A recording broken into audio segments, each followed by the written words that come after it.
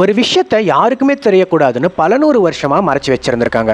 அப்பனா அது எவ்வளவு முக்கியமான ஒரு விஷயமா இருந்திருக்கும். இன்னைக்கு நம்ம பார்க்க போறது ரொம்ப மர்மமான ஒரு புத்தகத்தை பத்தி தான். Welcome to day 14 of 30 interesting ஸ்டோரிஸோட பார்ட் 2. நம்ம பார்க்க போற புத்தகத்தோட பேரு த புக் ஆஃப் யோனாக். பைபிள்ல சொல்ற நோவாவோட கொள்ளு தாத்தா தான் இந்த யோனாக்.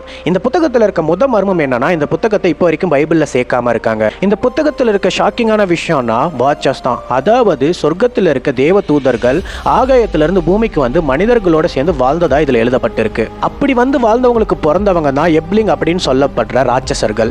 அவங்க இந்த உலகத்துல என்னென்ன மாற்றத்தை கொண்டு வந்தாங்க, இந்த உலகத்தை எப்படி அழிச்சாங்கன்றத பத்தி எழுதப்பட்ட ஒரு புத்தகம் தான் the book of Enoch. Enoch புத்தகத்துல வெறும் கதைகளை மட்டும் சொல்லப்படல, வானியல், நட்சத்திர மாற்றம், காலநிலை, அறிவியல் ரகசியங்களை கூட இதுல எழுதப்பட்டிருக்குன்னு சொல்றாங்க. ஏனோக் என்ன சொல்றாரு அப்படின்னா, கடவுள் அவரை மேகங்கள் வழியா கூட்டிட்டு போய் இந்த உலகத்தை சுத்தி காட்டினதாகவும் சொல்லியிருக்காரு. இன்னைக்கு இருக்க சயின்டிஸ்ட் இதை ஸ்பேஸ் அண்ட் டைம் டிராவலோட ஒப்பிட்டு பாக்குறாங்க. இந்த உலகத்துல இருக்க எல்லா சர்ச்சிலையுமே இந்த புக்கை பேன் பண்ணிட்டாங்க. பட் எத்தியோப்பியால மட்டும் இது எங்களோட புனித புத்தகம் அப்படின்னு சொல்லி இதை பாதுகாத்துட்டு வந்தாங்க.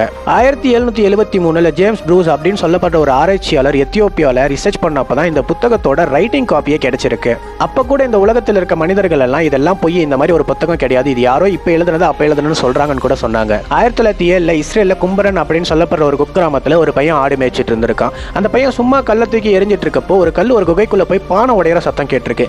என்ன சத்தம் கேட்குதுன்னு அந்த குகைக்குள்ள போய் பாக்குறப்போ அந்த குகைக்குள்ள 2000 வருஷத்துக்கும் பழமையான நிறைய புத்தகங்கள் பதுக்கி வைக்கப்பட்டிருந்திருக்கு. அந்த இடத்துல இந்த ரெனோக் அப்படின்ற புத்தகத்தோட பல பாகங்கள் இருந்திருக்கு. அதுக்கப்புறமேட்டு தான் இந்த உலகத்தில் இருக்கவங்க இந்த புத்தகம் உண்மையாலுமே பல நூறு வருஷத்துக்கு முன்னாடி எழுதப்பட்டதுன்னு நம்ப ஆரம்பிச்சாங்க. The moral of the story, எவ்வளவு விஷயத்தை நீங்க மறைக்கணும்னு நினைச்சாலும் அந்த விஷயம் கண்டிப்பா ஒரு நாள் வெளியே வந்துடும்.